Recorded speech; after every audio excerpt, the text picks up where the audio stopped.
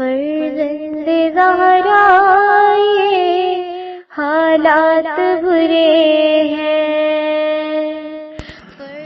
کاشانۂ بصیرت ایک ایسا مکمل یوٹیوب چینل جس پر محروم بصارت کے لیے بالخصوص اور تمام افراد کے لیے بالعموم سینکڑوں کی تعداد میں اسلامی کتب دستیاب ہیں۔ لہذا گزارش ہے کہ آپ اپنی ذمہ داری نبھاتے ہوئے کاشانۂ بصیرت کو سبسکرائب کرنے کے ساتھ ساتھ بیل آئیکن کو پریس کیجیے تاکہ آپ علم کے حصول کے ساتھ ساتھ مذہب اہل بیت کی اشاعت میں بھی اہم کردار ادا کرتے رہیں۔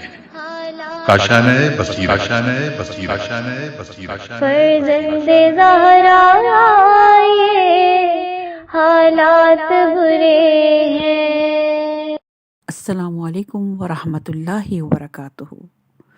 سامعین، آپ سماعت فرما رہے ہیں لہو کی موجیں، مؤلف ہیں محمد علی سید صاحب۔ آج ہم آپ کے سامنے اس کی 5ویں ریکارڈنگ پیش کر رہے ہیں، صفحہ نمبر 121۔ باب شروع ہو رہا ہے 6، اور باب کا عنوان ہے لہو کی موجیں، جو کہ اس کتاب کا عنوان بھی ہے۔ شہیدوں کے خون کی آسمان کو چھونے والی موجیں وارث فرعون کو اس کے لاؤ لشکر سمیت ہمیشہ کے لیے غرق کرنے کو بے چین تھیں، لیکن اس نئے فرعون کو دریائے نیل میں نہیں، نہر فرات میں ڈوب کر فنا ہونا تھا۔ ابتدائی تاریخوں کا چاند کچھ دیر تک آسمان پر روشن رہنے کے بعد اب مغربی افق میں نیچے اتر چکا تھا۔ اس وقت ہر طرف گہرا اندھیرا تھا۔ دریا کے کناروں کے ساتھ ساتھ دور تک مشعلیں روشن تھیں۔ سارا میدان خیموں، اونٹوں، گھوڑوں اور جنگجوؤں سپاہیوں سے بھرا ہوا تھا۔ یہ سپاہی اگلے دن رونما ہونے والی جنگ میں حصہ لینے کو بے چین تھے۔ انہیں معلوم تھا کہ ان کی جیت یقینی ہے۔ 150 آدمی 30,000 کے لشکر سے کس طرح جیت سکتے تھے؟ فتح و کامرانی کے اس نشے میں سرشار زیادہ تر فوجی اس وقت خواب خرگوش کے مزے لوٹ رہے تھے۔ ہر طرف گہرا سناٹا تھا۔ کبھی کبھی کوئی گھوڑا ہنہناتا یا کوئی اونٹ بلبلانے لگتا تو سناٹا ٹوٹ جاتا، اور اگلے لمحے خاموشی کی دبیس چادر دوبارہ سارے ماحول میں چھا جاتی۔ رات کے اس اندھیرے اور گہرے سناٹے میں دریا سے دور لگے ہوئے خیموں میں دن نکلا ہوا تھا۔ وہاں کسی کی آنکھوں میں نیند کا دور دور تک پتہ نہیں تھا۔ بچے بھوک اور پیاس کی شدت سے جاگ رہے تھے۔ خواتین اللہ کی راہ میں پیش کرنے کے لیے اپنی اپنی قربانیوں کو سجا سنوار رہی تھیں۔ نوعمر بچے، نوجوان اور بوڑھے نماز شب سے فارغ ہو کر اپنے اپنے اسلحے کا معائنہ کر رہے تھے۔ کوئی اپنی تلوار کو پتھر پر گھس رہا تھا، پھر اسے ہاتھ میں تھام کر ہوا میں لہراتا۔ کوئی اپنے نیزے کی نوک کو اپنی انگلیوں سے چھو کر اس کی تیزی کا اندازہ لگاتا، اور کوئی اپنے تیروں کو چن چن کر اپنے ترکش میں سلیقے سے جماتا جا رہا تھا۔ یہ افراد نہ 30,000 کے لشکر سے خوفزدہ تھے، نہ موت کے تصور سے خائف۔ نیند ان کی آنکھوں سے اس لیے دور تھی کہ ان سے وقت کاٹے نہیں کٹ رہا تھا۔ وہ بے چین تھے کہ کب صبح ہو اور وہ اپنی جانیں اپنے امام کے حکم کے مطابق اللہ کی راہ میں قربان کریں۔ دین اسلام کو بچانے کے لیے اس کے علاوہ کوئی دوسرا راستہ باقی بھی نہیں بچا تھا۔ باہر کے ماحول میں تاریکی اور سناٹا تھا، لیکن اصحاب حسین کے خیموں میں ایمان کی روشنی اور زندگی کی رونق نظر آ رہی تھی۔ ایسے میں خیمے کا پردہ ہٹا۔ امام حسین علیہ السلام اپنے چھوٹے بھائی حضرت عباس علیہ السلام اور اپنے بیٹے علی اکبر کے ساتھ اندر داخل ہوئے۔ خاندان کے دوسرے افراد بھی آپ کے ساتھ موجود تھے۔ اصحاب حسین ادب و احترام کے ساتھ اٹھ کھڑے ہوئے۔ امام حسین علیہ السلام اسلحے کی ایک چوبی صندوق سے ٹیک لگا کر زمین پر بیٹھ گئے۔ پھر آپ نے اپنے ایک صحابی کو حکم دیا کہ دوسرے خیموں میں موجود باقی دوستوں کو بھی یہیں بلا لیا جائے۔ دراصل یہ خیمہ سب سے بڑا خیمہ تھا، اس لیے امام حسین نے اسے جنگی حکمت عملی کا آخری شکل دینے کے لیے منتخب کیا تھا۔ ذرا ہی دیر میں سارا خیمہ بھر گیا۔ ہر مجاہد مسلح ہو کر امام کی خدمت میں آیا تھا کہ ممکن ہے امام اسے کسی جنگی خدمت کے لیے جانے کا حکم دیں تو اسے جانے میں دیر نہ لگے۔ ہر شخص اپنی جگہ مسلح، مستعد، ہوشیار اور اپنے سردار کے اشارے کا منتظر تھا۔ اس وقت اس خیمے میں کوفے سے آنے والے اصحاب بڑی تعداد میں موجود تھے۔ ان میں سے 24 افراد دین اسلام اور نواسۂ رسول کی محبت سے سرشار ہو کر راستے کی تمام رکاوٹوں کو کسی نہ کسی طرح عبور کر کے کربلا پہنچنے سے پہلے امام کے قافلے میں شامل ہو گئے تھے۔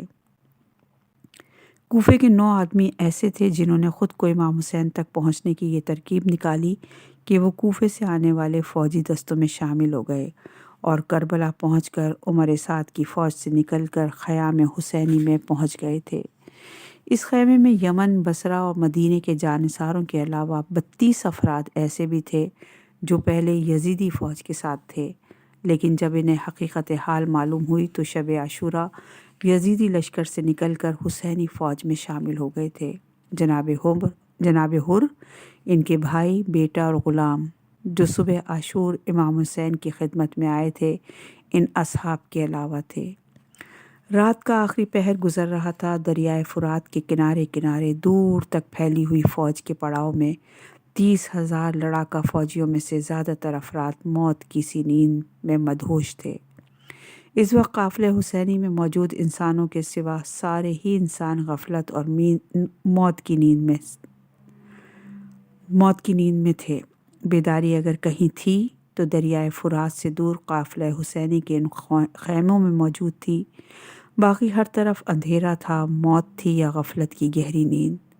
امام حسین علیہ السلام مسلمانوں کو اندھیرے اور غفلت کی اسی نیند سے بیدار کرنے کے لیے مدینے سے نکلے تھے۔ مدینے سے نکلتے وقت آپ نے اپنی پالیسی بالکل دو ٹوک انداز میں بیان کر دی تھی۔ آپ نے فرمایا تھا کہ مملکت اسلامی میں غیر اسلامی حکومت کے خلاف میری یہ احتجاجی تحریک ملک میں ہنگامہ یا فساد پھیلانے کے لیے ہرگز نہیں ہے۔ میں نے یہ انقلابی فیصلہ اس لیے بھی نہیں کیا کہ میں کسی طرح کی جہالت یا کم علمی کا شکار ہوں۔ میں مدینے سے اس لیے نہیں نکلا کہ کسی قسم کی سرکشی، ظلم یا زیادتی کروں۔ یہ انقلابی تحریک میں نے اس لیے شروع کی ہے کہ میں اپنے نانا کی امت کو صراط مستقیم اور اپنے باپ کے شیعوں کو فلاح اور کامرانی کی راہ دکھا سکوں۔ دنیا کے لیڈر جب کوئی انقلابی تحریک شروع کرتے ہیں تو اپنے ساتھیوں اور عوام کو آنے والے دنوں میں کامیابی کی امید دلاتے ہیں۔ وہ اپنے ساتھیوں کو مستقبل کے سنہرے خواب اور سبز باغ دکھاتے ہیں تاکہ زیادہ سے زیادہ لوگ ان کے ساتھ شامل ہو سکیں۔ لیکن امام حسین کا انداز سب سے نرالا تھا۔ مکے سے عراق کی طرف روانہ ہونے سے ایک دن پہلے آپ نے فرمایا تھا، میرے لیے موت کی جگہ طے ہو چکی ہے اور میں وہاں جا کر ہی رہوں گا۔ میں چشم تصور سے دیکھ رہا ہوں کہ کربلا میں جنگل کے بھیڑیے میرے اعضاء کو ٹکڑے ٹکڑے کر رہے ہیں۔ بہرحال ہم اہل بیت کی وہی مرضی ہے جس سے اللہ راضی ہو۔ دیکھو، جو شخص میرے لیے جان دینے پر تیار ہو اور اللہ سے محبت رکھتا ہو وہ ہمارے ساتھ چلے۔ میں کل انشاءاللہ عراق کے لیے روانہ ہو جاؤں گا۔ منزل صلبہ پر جب آپ کو حضرت مسلم بن عقیل، جناب ہانی بن عروہ اور کوفے میں موجود اپنے شیعوں کے قتل کی خبر ملی تو آپ نے اپنے قافلے والوں سے مخاطب ہو کر فرمایا، مجھے اپنے بھائی مسلم بن عقیل کے متعلق بہت ہولناک خبر ملی ہے، جس سے یہ بات ثابت ہو گئی کہ ہمیں کوفے بلانے والوں نے ہم سے بے وفائی کی ہے۔ لہٰذا اب تم میں سے جو تلوار کی آنچ اور نیزے کی زخم برداشت کرنے کی ہمت رکھتا ہے وہ ضرور ہمارے ساتھ چلے، ورنہ وہ یہیں سے ہم سے الگ ہو کر چلا جائے۔ جو لوگ مکے سے نکلتے وقت آپ کے ساتھ ہو لیے تھے انہوں نے جب حالات کی سنگینی کا اندازہ لگایا تو ان کی اکثریت نے اس قافلہ شہادت سے علیحدگی اختیار کر لی تھی، لیکن مدینے، یمن اور بصرہ سے آنے والے، کوفے سے وہاں کے شیعوں کے خطوط لانے والے اور حضرت مسلم بن عقیل کی شہادت کے بعد کوفے سے نکل کر امام حسین کے قافلے میں شامل ہونے والوں نے خون کے آخری قطرے تک آپ کا ساتھ نہیں چھوڑا۔ اصحاب حسین مؤدب انداز سے بیٹھے ہوئے تھے۔ خاندان اہل بیت کے افراد حلقہ بنائے امام کے گرد موجود تھے۔ خیمے کو روشن رکھنے والے چراغ امام حسین کے قریب رکھا تھا۔ ہر شخص خاموش تھا۔ خیمے کے باہر چاروں طرف گہرا سناٹا چھایا ہوا تھا۔ ارد گرد کے مختلف خیموں میں سے آنے والی چھوٹے بچوں کی رونے کی آوازیں کچھ دیر کے لیے سناٹے کو توڑ دیتیں۔ کوئی بچہ کسی خیمے میں سوتے سوتے بیدار ہوتا تو بھوک و پیاس کی شدت سے رونے لگتا۔ یہ آوازیں سناٹے کو توڑتی ہوئی سننے والوں کے دلوں کو تڑپا کر رکھ دیتی۔ مائیں اپنے بچوں کو تھپک تھپک کر سلانے کی کوششیں کرتی۔ پہلے تو ذرا دیر کو بہل جاتے، لیکن ماؤں کے آنسو نہیں تھمتے تھے۔ 2 دن کی بھوک پیاس کے باوجود امام حسین علیہ السلام کا چہرہ مبارک ایمان، یقین اور اعتماد کے نور سے روشن تھا۔ چراغ کی روشنی ان کے چہرے کے نور کے آگے مان پڑ گئی تھی۔ تمام اصحاب اور رشتہ دار آپ کی جانب دیکھ رہے تھے۔ آپ نے پیار بھری نظروں سے اپنے مختصر سے ساتھیوں کی طرف دیکھا، پھر اللہ تعالیٰ کی حمد و ثنا اور نبی کریم اور ان کی اہل بیت پر درود پڑھ کر آپ نے اپنی تقریر کا آغاز کیا۔ میرے دوستوں، میرے عزیزوں، میری جان سے پیارے ساتھیوں، میرے بیٹوں، بھتیجوں، بھائیوں، بھائی حبیب ابن مظاہر، چچا مسلم بن اوسجا، میرے نانا اور باپ کے صحابیوں، میں نے اپنے اصحاب سے زیادہ وفادار ساتھی کسی کے نہیں دیکھے، اور کسی کے اپنے عزیزوں سے زیادہ نیکوکار، صلہ رحم کرنے والے میری نظروں سے نہیں گزرے۔ اللہ تعالیٰ آپ سب کو بہترین اجر عنایت کرے۔ آپ کی ان تعریفی جملوں کو سن کر سننے والوں کی آنکھیں بھر آئیں۔ آپ نے حالات کا جائزہ پیش کرتے ہوئے کہا، دیکھو، مجھے یقین ہے کہ ہمیں ان دشمنوں سے سخت مقابلہ درپیش ہوگا۔ ان کی تعداد بہت زیادہ ہے اور یہ صرف مجھے قتل کرنا چاہتے ہیں، اس لیے میں تم سب کو اپنی بیعت سے آزاد کرتا ہوں۔ ان کی تم سے کوئی دشمنی نہیں، یہ صرف میری جان کے دشمن ہیں، اس لیے میں تمہیں خوشی سے اجازت دیتا ہوں کہ تم میں سے جو شخص بھی مجھے چھوڑ کر جانا چاہے وہ بخوشی یہاں سے چلا جائے۔ امام کی اس آخری جملے نے سننے والوں کے دلوں کو کاٹ کر رکھ دیا تھا۔ ان کے چہرے سرخ ہو گئے تھے۔ وہ بہت کچھ کہنا چاہتے تھے، لیکن جذبات کی شدت اتنی زیادہ تھی کہ الفاظ ان کے حلق میں پھنس گئے۔ امام علیہ السلام کے ادب و احترام نے ان کے ہونٹوں پر تالے ڈال رکھے تھے۔ خیمے میں دم گھونٹ دینے والا سناٹا چھا گیا۔ آخر امام حسین علیہ السلام کی آواز نے اس خاموشی کو توڑا، دیکھو، شاید تمہیں یہاں سے جانے میں یہ خیال ہو کہ وہ ثواب جو تمہیں یہاں شہید ہونے میں ملے گا تم اس سے محروم رہ جاؤ گے۔ تو میرے وفادار ساتھیوں، میں یعنی حجت خدا، ولی مطلق، امام وقت، میں یعنی حسین ابن علی، تم سے وعدہ کرتا ہوں کہ اگر اس وقت تم چلے جاؤ گے تب بھی شہادت کا ثواب میں تمہیں ضرور دلواؤں گا۔ امام حسین نے اپنے ساتھیوں کے سرخ ہوتے اور آنسوؤں سے دھلتے ہوئے چہروں کو دیکھا اور فرمایا، مجھے معلوم ہے کہ لوگ تمہیں تانے دیں گے کہ اپنے سردار کو موت کے منہ میں چھوڑ کر آ گئے، تو یوں کرو کہ میرے ساتھ رسول اللہ کی نواسیاں آئی ہوئی ہیں، تم انہیں اپنے ساتھ لے کر مدینے چلے جاؤ، انہیں نانا کے روضے پہ چھوڑ دینا، پھر تمہارا جہاں دل چاہے چلے جانا۔ اگر کوئی تانا دے تو ان سے کہہ دینا کہ ہم زینب اور ام کلثوم کا پردہ بچانے کے لیے چلے آئے تھے۔ یہ سننا تھا کہ اصحاب حسین اور خاندان اہل بیت کے جوان پھوٹ پھوٹ کر رونے لگے۔ ان کے آنسو دیکھ کر امام کی آنکھیں بھی آنسوؤں سے لبریز ہو گئیں۔ آپ نے سر جھکاتے ہوئے اپنے بیٹے علی اکبر سے کہا، بیٹا علی اکبر، یہ چراغ بجھا دو۔ حضرت علی اکبر نے چراغ گل کر دیا۔ سارا خیمہ اندھیرے میں ڈوب گیا۔ اب ہاتھ کو ہاتھ سجائی نہیں دے رہا تھا۔ اس گھپ اندھیرے میں امام حسین کی آواز گونجی، دیکھو، اب اندھیرا ہو گیا ہے، میں تمہاری شکل نہیں دیکھ رہا اور نہ تم میری شکل دیکھ سکتے ہو۔ اس اندھیرے سے فائدہ اٹھاؤ اور جو شخص یہاں سے جانا چاہے چلا جائے۔ میں بخوشی تمہیں اجازت دے رہا ہوں، جاؤ جاؤ، چلے جاؤ۔ کچھ دیر تک خیمہ اندھیرے میں ڈوبا رہا۔ اس عرصے میں امام حسین علیہ السلام بھی خاموش رہے اور اصحاب اور اعزہ میں سے بھی کوئی کچھ نہ بولا۔ اس گھپ اندھیرے میں ہر طرف سے کچھ آوازیں ضرور آتی رہی، لیکن یہ اندازہ کرنا مشکل تھا کہ یہ کس چیز کی آوازیں ہیں۔ کچھ دیر بعد امام نے دوبارہ چراغ روشن کرنے کا حکم دیا۔ چراغ روشن ہوا تو ماحول ہی بدلا ہوا تھا۔ ہر شخص اسی طرح اپنی جگہ پر موجود تھا، لیکن اب مجاہدوں کے تیور ہی بدلے ہوئے تھے۔ جوانوں نے اپنی تلواروں کی نیاموں کو توڑ ڈالا تھا، بوڑھوں نے اپنی کمر کو اپنے اماموں سے کس کس کے باندھ رکھا تھا تاکہ ان کی گردنیں اور ان کے سینے جوانوں کی طرح تنے ہوئے نظر آئیں۔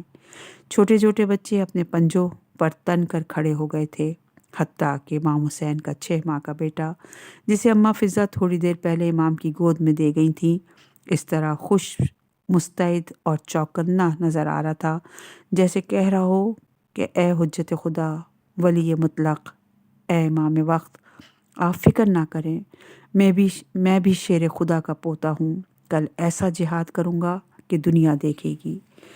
چراغ کی روشنی میں امام نے جرت، بہادری، وفاداری اور جانثارے کی ان لافانی مجسموں پر نظر ڈالی تو آپ کا سینہ فخر سے تن گیا۔ شکرانے کے آنسوؤں کے ساتھ آپ کے ہاتھ آسمان کی طرف اٹھے اور آپ نے کہا، خداوندہ تو گواہ رہنا، اتنے اچھے جانثار تو میرے نانا محمد کو نہیں ملے، اتنے اچھے ساتھی تو میرے بابا علی کو میسر نہیں آئے، اتنے اچھے رفیق تو آدم سے لے کر آج تک کسی کو نصیب ہی نہیں ہوئے پروردگار۔ امام کے یہ الفاظ خیمے میں گونجے تو جانثاروں کے صبر اور ضبط کے بندھن ٹوٹ گئے۔ سارا خیمہ ہچکیوں اور سسکیوں کی آوازوں سے بھر گیا۔ سب سے پہلے حضرت مسلم ابن اوسجہ اپنی تلوار کا سہارا لے کر لرزتے ہوئے اپنی جگہ سے کھڑے ہوئے۔ آپ رسول اللہ کے صحابیوں میں سے تھے۔ کوفے میں آپ نے سفیر حسین کا بھرپور ساتھ دیا تھا اور ان کی شہادت کے بعد اپنی شریک حیات اور اپنے بیٹے کے ساتھ کربلا کے راستے میں نواسے رسول کے ساتھ آ ملے تھے۔ امام حسین اپنے نانا کے ان صحابی کو چچا کہہ کر مخاطب کیا کرتے تھے۔ حضرت مسلم ابن اوسجہ کا پورا بدن جذبات کی شدت سے لرز رہا تھا۔ انہوں نے بمشکل اپنی لرزتی ہوئی آواز پر قابو پایا اور بولے، حسین ابن علی، میں نے تمہارے نانا کو بھی دیکھا اور تمہارے باپ کے ساتھ بھی رہا ہوں۔ میں جانتا ہوں حسین کہ واقعی تمہیں ہماری کوئی ضرورت نہیں، لیکن آقا ہمیں تمہاری ضرورت ہے۔ تم ہمارے محتاج نہیں ہو حسین، ہم تمہارے محتاج ہیں۔ اس لیے حسین، اگر تم ہمیں ٹھوکریں مار مار کر بھی یہاں سے نکال دو گے تب بھی ہم پلٹ کر یہیں واپس آئیں گے، کیونکہ ہم تمہارے بغیر رہ ہی نہیں سکتے۔ حضرت مسلم بن اوسجہ اس سے زیادہ کچھ نہ کہہ سکے۔ آپ کی آواز بھرا گئی، آپ لڑکھڑاتے ہوئے اپنی جگہ بیٹھ گئے اور ہچکیاں لے لے کر رونے لگے۔ ان کے بعد حضرت بریر حمدانی اپنی جگہ کھڑے ہوئے۔ ان کے پورے قبیلے کو حسین کے والد حضرت علی ابن ابی طالب نے ایمان کی دولت سے مالا مال کیا تھا۔ بریر حمدانی کی آنکھیں سرخ ہو رہی تھیں اور داڑھی آنسوؤں سے بھیگی ہوئی تھی۔ آپ نے رندھی ہوئی آواز میں کہا، حسین ابن علی، آپ ہمیں جانے کو کہہ رہے ہیں، ٹھیک ہے ہم چلے جاتے ہیں تمہارے دربار سے، مگر ہمیں اپنے گھر سے اچھا گھر، اپنے دربار سے اچھا دربار بتا دو جہاں ہم جائیں۔ ابھی ان کی بات نامکمل تھی کہ حسین کے بچپن کے دوست حبیب ابن مظاہر کی باری آئی۔ جناب حبیب کوفے میں رہتے تھے۔ آپ کو امام نے خط لکھ کر حق و باطل کے جنگ میں ساتھ دینے کی دعوت دی تھی۔ جناب حبیب ابن مظاہر تن کر کھڑے ہو گئے اور بولے، حسین، میں تمہارے ساتھ بچپن سے رہا ہوں، میں تمہیں چھوڑ کر چلا تو جاؤں، مگر ایک بات مجھے بتا دو کہ قیامت کے دن اگر تمہاری ماں نے مجھ سے پوچھ لیا کہ حبیب میرے حسین کو کہاں چھوڑ آئے تو میں انہیں کیا جواب دوں گا؟ اس عرصے میں حضرت مسلم بن اوسجہ اپنی آواز پر قابو پا چکے تھے۔ وہ دوبارہ اٹھے، حسین، تم کہتے ہو کہ ہم تمہیں چھوڑ کر چلے جائیں، یہ سوچے بغیر کہ ہم خدا اور رسول کو کیا جواب دیں گے؟ نہیں، یہ کبھی نہیں ہو سکتا، یہاں تک کہ میں دشمنوں کے سینوں میں اپنے نیزے کو توڑ ڈالوں۔ خدا کی قسم، ہم تمہیں نہیں چھوڑیں گے یہاں تک کہ ہمارا پروردگار دیکھ لے کہ ہم نے رسول اللہ کی عدم موجودگی میں ان کی اولاد کو کس طرح حمایت اور حفاظت کی۔ خدا کی قسم، اگر ہمیں یہ یقین ہو کہ ہم 70 بار قتل ہوں گے اور ہر مرتبہ جلائے جائیں گے اور ہر مرتبہ ہماری خاک ہوا میں اڑا دی جائے گی، ہر مرتبہ ہمیں زندہ کیا جائے گا اور پھر قتل کیا جائے گا، تب بھی حسین، تب بھی ہم تم سے ہرگز جدا نہیں ہوں گے۔ یہ کہتے کہتے رسول اللہ کے بوڑھے صحابی امیر المومنین کے ساتھ اور حسین ابن علی کے جانثار مسلم بن اوسجہ کی آواز شدت جذبات سے بیٹھ گئی اور وہ ہچکیوں سے روتے ہوئے نواسے رسول کے قدموں میں جھکتے چلے گئے۔ امام نے ان کے دونوں بازو تھام کر اٹھایا اور اپنے سینے سے لگا لیا۔ اصحاب کے بعد عزیزوں کی نمائندگی کے لیے علی ابن ابی طالب کے چھوٹے بھائی علمبردار لشکر حسینی حضرت ابو الفضل عباس نے کچھ کہنا چاہا۔ ان کے چہرے کو دیکھ کر ایسا لگ رہا تھا کہ چند لمحے مزید خاموش رہے تو ان کے چہرے سے خون کی دھاریں باہر نکلنے لگیں گی۔ آپ کا پورا بدن لرز رہا تھا اور سیدھا ہاتھ تلوار کے قبضے پر سختی سے جمع ہوا تھا۔ آپ نے بمشکل کہا، مولا۔ پھر آپ نے اپنے لب بھینچ لیے، پھر اپنی آواز پر قابو پاتے ہوئے بولے، یبن رسول اللہ۔ یہ کہہ کر آپ دوبارہ خاموش ہو گئے۔ پھر تیسری بار آپ نے شکایت بھرے لہجے میں کہا، میرے آقا، میرے مالک۔ پھر اچانک ہی آپ نے نجف اشرف کی طرف رخ کر کے شکایت بھرے لہجے میں فریاد کی، بابا جان، مدد کو آئیے، آقا چھوڑ کر چلے جانے کو کہہ رہے ہیں، کیا جواب دوں؟ اپنے باوفا ساتھیوں کی باتیں سن کر آنسو تھے کہ امام حسین کی آنکھوں سے امڈے چلے جا رہے تھے۔ اب جو چھوٹے بھائی نے بابا سے فریاد کی تو امام نے بے اختیار آگے بڑھ کر اپنے علمبردار کو سینے سے لگا لیا اور ان کی پیشانی چومنے لگے۔ دونوں بھائی ایک دوسرے کے سینے سے چمٹے ہوئے تھے اور ان کے چہرے آنسوؤں سے تربتر ہو رہے تھے۔ کچھ دیر بعد امام نے اپنے بھائی کو خود سے علیحدہ کیا اور اپنے اصحاب کی طرف بڑھے۔ اب میں تم سب کا احسان مند ہوں، میں تم سب کا شکر گزار ہوں۔ جاؤ، کل کے دن مرنے کی تیاری کرو۔ حسین ایک جانثار کو گلے سے لگاتے جا رہے تھے اور ان کا شکریہ ادا کرتے جا رہے تھے۔ رات کا اندھیرا دم توڑنے لگا۔ صحرائے کربلا میں صبح عاشور نمودار ہونے کو تھی۔ دریائے فرات کے کنارے کنارے دور تک پھیلی ہوئی یزیدی فوج کے خون آشام درندے آنکھ کھلتے ہی غرانے لگے تھے۔ وارث فرعون اپنے سواروں اور پیادوں کو وارث موسیٰ سے جنگ کے لیے تیار کر رہا تھا، اور خیمہ حسین میں شہیدوں کے لہو کی آسمان کو چھونے والی طاقتور موجیں وارث فرعون کو اس کے لاؤ لشکر سمیت ہمیشہ کے لیے غرق کرنے کے لیے بے چین تھی۔ تاریخ اپنے آپ کو دہرا رہی تھی، لیکن اس نئے فرعون کو دریائے نیل میں نہیں، نہر فرات میں ڈوب کر فنا ہونا تھا۔ صفحہ نمبر ہے 136۔ باب شروع ہو رہا ہے 7واں اور عنوان ہے صحرا میں گلاب۔ اللہ کے آخری رسول حضرت محمد مصطفیٰ صلی اللہ علیہ وآلہ وسلم کی اولاد کا پاکیزہ لہو کربلا کی گرم ریت میں جذب ہوتا جا رہا تھا۔ اندھیرا گہرا ہونے لگا تھا۔ امامت کا ایک چاند ڈوبا تو خیمہ حسینی سے امامت کا چوتھا مہتاب طلوع ہو گیا۔ سورج طلوع ہونے میں ابھی دیر تھی۔ صبح عاشور کا آغاز ہو رہا تھا۔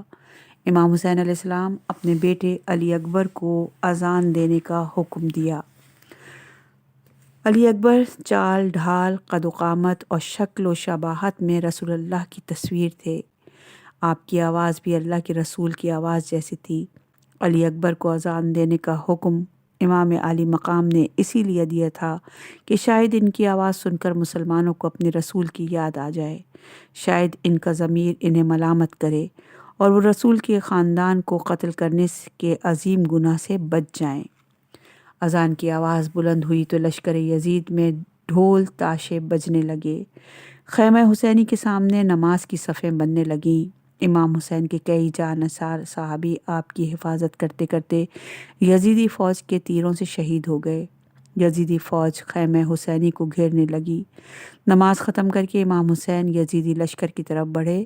آپ نے یزیدی فوجیوں سے آواز بلند اپنا تعارف کروایا اور پوچھا کہ مجھے کیوں قتل کرنا چاہتے ہو؟ ایک فوجی نے جواب دیا، ہم جانتے ہیں کہ آپ نواسۂ رسول ہیں، لیکن اگر آپ امیر المومنین یزید ابن معاویہ کی بیعت نہیں کریں گے تو پھر ہم بھی رسول سے آپ کی رشتہ داری کی پرواہ نہیں کریں گے۔ یزید کی بیعت کریں یا قتل ہونے کے لیے تیار ہو جائیں۔ منزل شراف کے قریب یزیدی دستے سے ملاقات سے لے کر اپنی شہادت کے آخری لمحوں تک امام حسین علیہ السلام نے بار بار یزیدی فوجیوں، افسروں، سرداروں سے اپنا تعارف کروایا اور انہیں بتایا کہ میں تمہارے نبی کا نواسا اور علی و فاطمہ کا بیٹا ہوں۔ تم مجھے کس جرم میں قتل کرنا چاہتے ہو؟ میں نے جنگ کے لیے کوئی لشکر جمع نہیں کیا۔ میرا مدینے سے نکلنا صرف اس لیے ہے کہ قرآنی تعلیمات کا مذاق اڑایا جا رہا ہے، تمہارے دین کو مسخ کرنے کی سازشیں ہو رہی ہیں۔ میں اسی لیے گھر سے نکلا ہوں کہ لوگوں کو برے کاموں سے روکوں اور اچھے کاموں کو کرنے کا حکم دوں۔ کیا مسلمانوں کو خواب غفلت سے بیدار کرنا کوئی جرم ہے؟ تم لوگ مجھے قتل کرنے پر تیار ہو گئے۔ مجھے قتل کر کے تم دنیا میں ایک لمحے بھی چین سے نہیں گزار سکو گے، اور آخرت میں تمہارا ٹھکانہ صرف جہنم ہوگا۔ جب امام حسین علیہ السلام ان مسلمانوں کو یہ باتیں بتاتے تو وہ صرف ایک ہی جواب دیتے کہ ہم حاکم وقت یزید ابن معاویہ کے غلام ہیں، ہمیں حکم دیا گیا ہے کہ حسین سے بیعت لو یا ان کا سر کاٹ کر دربار میں پیش کرو۔ ٹھیک ہے، آپ رسول کے نواسے ہیں، لیکن ہم بھی تو حکم کے غلام ہیں۔ ہمیں حاکم نے جو حکم دیا ہے ہمیں اس پر عمل کرنا ہے۔ یزیدی فوجیوں کے یہ دو ٹوک اور واضح جواب آج بھی تاریخ کے صفحات میں محفوظ ہیں۔ کچھ لوگ کہتے ہیں کہ امام حسین علیہ السلام حکومت اور اقتدار حاصل کرنا چاہتے تھے تاکہ اسلامی نظام حکومت قائم کر سکیں۔ کچھ لوگوں کا خیال ہے کہ امام حسین علیہ السلام کا مقصد اپنے وعدے کے مطابق اللہ کی راہ میں اپنی اور اپنے ساتھیوں کی قربانی پیش کرنا تھا۔ دونوں ہی باتیں غلط نہیں۔ اگر اس وقت کے مسلمان امام حسین علیہ السلام کی آواز پر لبیک کہتے اور ظالم حکومت کے خلاف اٹھ کھڑے ہوتے تو امام حسین علیہ السلام اسلامی حکومت قائم کرنے میں کامیاب ہو جاتے، اس لیے نہیں کہ انہیں دنیاوی اقتدار کا لالچ تھا، بلکہ اس لیے کہ اسلامی تعلیمات کی حقانیت اور ان کے فوائد کو دنیا پر ثابت کیا جا سکے، انسانوں کو قرآن کی تعلیمات سے روشناس کرایا جا سکے۔ اسلام کے نام پر جس خاندانی بادشاہت کا پرچار کیا جا رہا ہے اسے ہمیشہ کے لیے فنا کیا جا سکے، اور مسلمانوں کو صحیح اسلامی حکومت کے قیام کے لیے قیامت تک کا انتظار نہ کرنا پڑے۔ آپ کو معلوم تھا کہ اللہ کی ہر روز ایک نئی شان ہے۔ بندوں کی جدوجہد، کوششوں اور اللہ کے فضل سے تقدیر کا لکھا تبدیل بھی ہوتا رہتا ہے۔ رب العالمین کے پاس ہر گزرنے والے وقت کے لیے ایک تحریر پہلے سے موجود ہے۔ اس میں سے وہ جسے چاہتا ہے مٹا دیتا ہے اور جسے چاہتا ہے باقی رکھتا ہے۔ لیکن جب مسلمان عوام کی اکثریت اپنی تقدیر تبدیل کرنے کو تیار نہیں ہوئی تو امام حسین علیہ السلام نے اپنی اور اپنے ساتھیوں کی قربانی پیش کر کے اپنا بچپن کا وعدہ پورا کرنے کے ساتھ ساتھ دنیا بھر میں اسلام کی ایک ایسی حکومت قائم کر دی جو جغرافیائی سرحدوں سے ماورا تھی۔ حسین کی یہ حکومت آج دنیا کے ہر ملک میں قائم ہے۔ اس حکومت کو زوال ہی نہیں ہوتا۔ یہ حکومت انسانوں کے دلوں پر قائم ہے اور قیامت تک اسی طرح قائم رہے گی۔ 10 محرم سن 61 ہجری کو عصر سے پہلے کربلا کا میدان ایک ایسا منظر پیش کر رہا تھا کہ اسے دیکھنے کی تاب صرف رسول کے نواسے اور علی کے بہادر بیٹے ہی کو ہو سکتی تھی۔ امام حسین علیہ السلام پیاس کی شدت اور صدموں سے نڈھال ہو چکے تھے۔ چاروں طرف ان کے چاہنے والوں، ان کے پیاروں کی لاشیں بھری پڑی تھیں۔ ان کا خاندان خاک و خون میں نہا چکا تھا۔ حسین اب بالکل تنہا تھے، آنسو تھے کہ رکتے ہی نہیں تھے۔ چہرہ اور لباس مٹی اور خون سے آلودہ تھا، کمر ٹوٹ چکی تھی، بازو کٹ چکے تھے، آنکھوں کی روشنی مدھم ہونے لگی تھی۔ ایسے میں حسین نے آخری دفعہ ایک صدائے استغاثہ بلند کی کہ ہے کوئی میری مدد کرنے والا۔ یہ آواز آپ نے اس لیے بلند کی کہ ہزاروں دشمنوں میں سے شاید کوئی ایسا ہو جو حق کا ساتھ دے کر جہنم کے عذاب سے بچ جائے۔ ایسا نہ ہو کہ قیامت کے دن ان دشمنوں میں سے کوئی شخص کہے کہ اگر مجھے حسین مدد کے لیے پکارتے تو میں ضرور ان کی مدد کو آتا۔ امام حسین یہ صدائے استغاثہ اپنی مدد کے لیے بلند نہیں کر رہے تھے۔ اب انہیں کسی کی ہمدردی کی ضرورت نہیں تھی۔ تمام عزیزوں اور دوستوں کے قتل ہونے کے بعد امام حسین علیہ السلام یہ صدائے استغاثہ اس لیے بلند نہیں کر رہے تھے کہ کوئی آ کر ان کے زخموں پر مرہم رکھے اور ان کے بھوک پیاس مٹائے۔ ان حالات میں انہیں زندہ رہنے کی کیا خواہش ہو سکتی تھی؟ یہ صدائے استغاثہ آپ اس لیے بلند کر رہے تھے کہ آپ کی آواز تاریخ میں محفوظ ہو جائے اور قیامت کے دن تک انسانی ذہنوں، قوموں، معاشروں، ملکوں اور زمانوں میں سفر کرتی رہے۔ اور مستقبل کے انسان اس آواز پر لبیک کہتے ہوئے اپنے اپنے دور کے یزیدوں کے خلاف جنگ کے لیے آگے بڑھتے رہیں۔ حق و باطل کے درمیان کربلا میں لڑی جانے والی جنگ رکے نہیں، دنیا کو شیطان کے وجود سے پاک کرنے تک اسی طرح جاری رہے۔ ہمیشہ زندہ رہنے والی یہ آواز استغاثہ بلند ہوئی تو یزیدی فوجی اپنی تلواریں ہوا میں لہرانے لگے، مگر یہ آواز جب خیمہ حسینی میں پہنچی تو 6 ماہ کے ایک بچے نے خود کو اپنے جھولے سے نیچے گرا دیا۔ کسی بیوی نے پکارا، امام حسین کو متوجہ کیا۔ امام حسین نے خیمے میں جا کر اپنے چھوٹے سے بیٹے علی اصغر کو گود میں اٹھا لیا اور میدان جنگ میں آ کر ایک ٹیلے پہ کھڑے ہو گئے۔ پھر آپ نے یزیدی فوج کو مخاطب کر کے کہا، اگر تم لوگ سمجھتے ہو کہ میں تمہارا گناہ گار ہوں تو یہ بچہ تو قصوروار نہیں، یہ 3 دن سے پیاسا ہے، اس کی زبان خشک ہو گئی ہے، خدا کے واسطے اسے چند گھونٹ پانی پلا دو اور اس کی جان بچا لو۔ امام حسین کی باتیں سن کر ظالم فوجیوں میں کھلبلی مچ گئی، کئی فوجیوں کی آنکھوں میں آنسو آ گئے، کئی لوگ منہ پھیر پھیر کر رونے لگے۔ عمر سعد نے یہ حالت دیکھی تو اس نے حرملہ ابن کاہل کو حکم دیا کہ حسین کی گفتگو کو اپنے تیر کی نوک سے کاٹ دے۔ حرملہ نے 3 دھار والا بھاری تیر چلایا۔ یہ تیر ہوا میں سنسناتا ہوا اپنے نشانے تک پہنچا اور ننھے سے معصوم بچے کے حلق کو کاٹتا ہوا حسین کے بازو میں اتر گیا۔ تیر کھا کر ایک لمحے کو بچے کے سوکھے ہوئے لبوں پر ایک بے اختیار مسکراہٹ پھیلی اور اگلے ہی لمحے وہ تکلیف کی شدت سے تڑپنے لگا۔ اس کے نرم و نازک ہونٹوں کے کناروں سے لہو کی دھاریں پھوٹ پڑی تھیں اور اس کی گردن ایک طرف کو ڈھلک گئی تھی۔ امام حسین علیہ السلام نے تیر نکال کر اسے سینے سے لگایا تو آپ کے ہاتھ کی چلو بچے کے خون سے بھر گئی اور آپ نے اس خون کو اپنے چہرے پہ مل لیا اور کہا، میں اسی طرح اپنے جد محمد مصطفیٰ صلی اللہ علیہ وآلہ وسلم کی خدمت میں جاؤں گا۔ پھر آپ نے اپنی تلوار سے چھوٹی سی قبر کھودی اور اپنے دل کے ٹکڑے کو قبر میں دفن کر دیا۔ اس کے بعد آپ نے لشکر یزید پر ایسا حملہ کیا کہ یزیدی لشکر کو علی ابن ابی طالب کی یاد آ گئی۔ لیکن ایک تنہا آدمی ہزاروں سے کب تک لڑ سکتا تھا؟ نماز اثر کے وقت تک امام حسین زخموں سے چور چور ہو چکے تھے۔ تلواروں نے آپ کے جسم اطہر کو جگہ جگہ سے گائل کر رکھا تھا، سارا جسم تیروں سے چھلنی تھا۔ مقتل کی سرزمین علی و فاطمہ کے لہو سے لالا رنگ ہو رہی تھی۔ لشکر یزید میں بہت سے لوگ پتھروں کے تھیلے لٹکائے ہوئے تھے۔ یہ لوگ تلوار نہیں چلا سکتے تھے، اس لیے وہ حلقہ بنائے کھڑے تھے اور نواسے رسول پر پتھر برسا رہے تھے۔ تیز دھوپ، شدید گرمی اور 3 دن کی بھوک پیاس نے امام کو نڈھال کر دیا تھا۔ امامے سے لے کر جوتوں تک خون ہی خون بہہ رہا تھا۔ اچانک کسی درندے نے آپ کے سینے پر اس زور سے نیزہ مارا کہ آپ گھوڑے سے زمین پر گر گئے۔ ابھی اٹھنے کی کوشش ہی کر رہے تھے کہ دوسرے درندے نے آپ کے شانے پر تلوار چلائی۔ پھر تو ہر طرف سے حملہ ہونے لگے اور کربلا کی ریت نواسے رسول کے مقدس لہو سے سیراب ہونے لگی۔ امام علی مقام زخموں سے چور کربلا کی گرم ریت پر بیٹھے تھے اور امام کے خون کے پیاسے یزیدی درندے اب گھوڑوں سے اتر اتر کر تلواریں سونتے آپ کے ارد گرد حلقہ بنائے کھڑے تھے۔ کئی خونخوار سپاہی آپ کا سر مبارک کاٹنے کے لیے آگے بڑھے، لیکن جب قریب پہنچے تو دہشت زدہ ہو کر ہٹ گئے۔ اس وقت امام علی مقام زخموں کی شدت سے کرا رہے تھے۔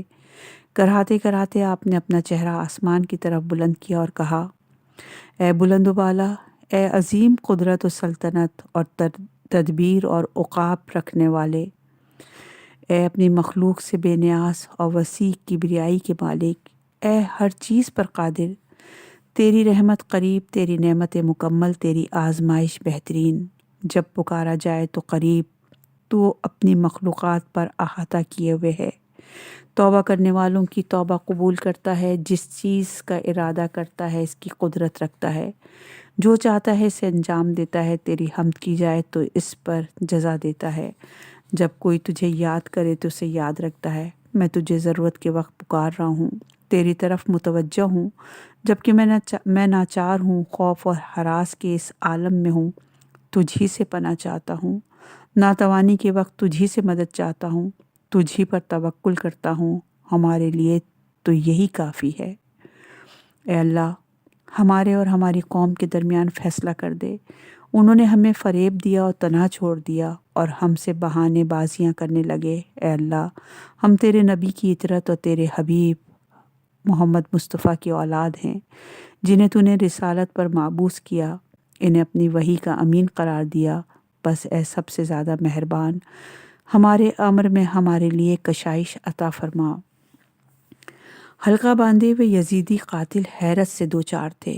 وہ امام حسین کے لبوں سے نکلنے والی حمد و ثنا کو سن کر حیران تھے۔ کیا کوئی شخص جس کا سارا خاندان کٹ گیا، جس کا گھر اجڑ گیا، جسے 3 دن سے پانی نہیں ملا، جو پیاس کی شدت سے جاں بلب زخموں کی تکلیفوں سے بے قرار چمکتی ہوئی تلواروں اور جان کے دشمنوں میں گھرا ہوا ہو، جس کی آنکھوں کے سامنے اس کے اہل بیت کے خیموں میں آگ لگائی جا رہی ہو، جس کے گھر کی عورتیں اور بچے خوف، صدمے اور بھوک و پیاس سے فریاد کر رہے ہوں؟ کیا ایسا شخص ان مایوس کر دینے والے حالات میں اللہ تعالیٰ کی حمد و ثنا بیان کر سکتا ہے؟ تو یقیناً کوئی ہے، اور یقیناً وہ اللہ ہے جس نے یہ انبیاء صفات بندے اس وقت بھی پورے خلوص کے ساتھ لو لگائے ہوئے ہیں۔ امام حسین علیہ السلام کا چہرہ مبارک یقین اور اعتماد کے نور سے چمک رہا تھا۔ چہرے پر تکلیف کی شدت نظر آ رہی تھی، لیکن ہونٹوں پر کوئی شکوہ نہیں تھا۔ سوکھی زبان حمد الہی میں مصروف تھی، اللہ تعالیٰ کی ان صفات کو بیان کرنے میں مصروف تھی جن پر یقین رکھنا شرط ایمان ہے۔ بنو امیہ کی حکومت ابو سفیان کی اولاد اور یزیدی حکومت اللہ تعالیٰ کی انہی صفات سے بدظن تھی۔ وہ اللہ کے نام کو مٹانے کی کوشش کرتے رہتے تھے۔ وہ رسول اللہ کی تعلیمات کو مسخ کرنے میں مصروف تھے۔ ان سے حمد و ثنا کی ان آوازوں کو برداشت کرنا ممکن نہیں رہا تھا۔ شمر ملعون آگے بڑھا۔ اس وقت اسے امام حسین کی نحیف آواز سنائی دی۔ آپ کہہ رہے تھے، اے شمر، نماز عصر کا وقت ہے، مجھے اجازت دے کہ میں آخری بار اپنے مالک کی عبادت کروں۔ شمر ایک لمحے کو تو ٹھٹک کر رہ گیا۔ دنیا میں اللہ کا کوئی ایسا بندہ بھی ہو سکتا ہے جو اس طرح ہزاروں زخموں سے چور ہو، موت اس کے سامنے کھڑی ہو، اس کے باوجود اسے نماز کا وقت کا احساس ہو اور وہ اپنے لہو سے وضو کر کے اللہ کو سجدہ کرنے کے لیے بیتاب ہو؟ شمر کے بڑھتے ہوئے قدم رک گئے۔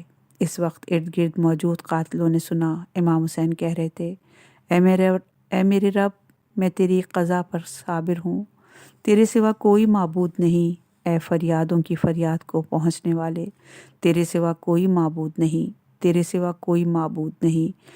اے اس کے فریاد رس جس کا تیرے سوا کوئی فریاد رس نہیں، اسے ہمیشہ زندہ رہنے والے اور مردوں کو زندہ کرنے والے، اے اپنی مخلوق کے افعال و کردار کو دیکھنے والے، تو میرے اور اس قوم کے درمیان فیصلہ کر دے، تو بہترین حکم دینے والا ہے۔ امام علی مقام اپنی زندگی کی آخری سانسوں میں بھی اللہ رب العالمین کی حمد و ثنا بیان فرما رہے تھے۔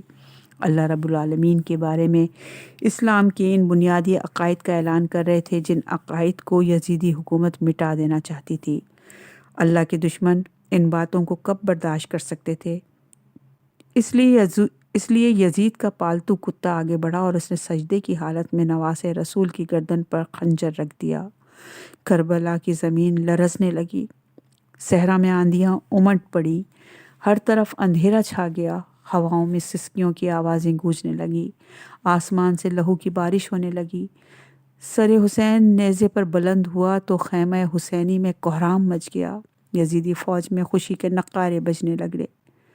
یزیدی درندے امام کے گھوڑے کو پکڑنا چاہتے تھے، لیکن ذوالجناح کسی کے قابو میں نہ آتا تھا۔ وہ کبھی پچھلی ٹانگوں سے لاتے مارتا اور کبھی اگلے سموں سے اپنے مالک کے دشمنوں کو رونتا ہوا امام کے قریب پہنچا۔ امام کا سر آپ کے جسم سے الگ ہو چکا تھا، آپ کی گردن سے تازہ خون زمین پر پھیل رہا تھا۔ ذوالجناح کی آنکھوں سے آنسو پھوٹ پڑے۔ اس نے سر جھکا کر اپنی پیشانی حسین کے خون پر رکھ دی اور پھر غصے میں ہنہناتا ہوا خیمہ حسینی کی طرف دوڑنے لگا۔ یزیدی فوجی خوشی کے مارے امام حسین کے جسم مبارک کے گرد دیوانوں کی طرح رقص کرنے لگے تھے۔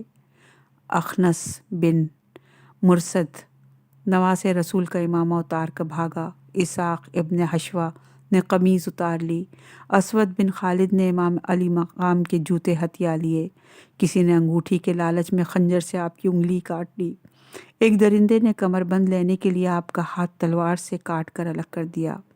اس کے بعد تمام شہیدوں کے سر کاٹے گئے اور سب کے لاشوں کو میدان میں ایک جگہ جمع کر لیا گیا۔ یزیدی فوجی وحشیانہ نعرے لگانے لگے۔ پھر عمر ابن سعد نے گھوڑ سواروں کو حکم دیا کہ حسین کی لاش کو گھوڑوں کی سموں سے پامال کیا جائے۔ 10 آدمی اس کام کے لیے تیار ہو گئے۔ انہوں نے اپنے گھوڑوں کی ٹاپوں سے مظلوم کربلا کے جسم اقدس کو پامال کر دیا۔ کربلا کی سرزمین اسلام کی سچے شہدائیوں کے لہو سے سرخ ہو چکی تھی، لیکن امامت کا ایک چاند ڈوبا تو خیمہ حسینی سے امامت کا چوتھا مہتاب طلوع ہو گیا کہ انسانوں کی ہدایت اور رہنمائی کے لیے ہدایت کے یہ سارے چاند اس گھر سے طلوع ہوتے رہے تھے۔ امام حسین کے سفر شہادت کا دوسرا مرحلہ ختم ہو چکا تھا، اب تیسرے مرحلے کا آغاز ہو رہا تھا۔ کربلا میں اندھیرا چھا رہا تھا، لیکن امامت کے چاند کی روشنی بڑھتی جا رہی تھی۔ کربلا کی خاک میں شہیدوں کا لہو جذب ہو رہا تھا۔ صحرا میں گلابوں کی ایک فصل تیار ہو رہی تھی، ان گلابوں کی خوشبو تیزی سے پھیلنے لگی تھی۔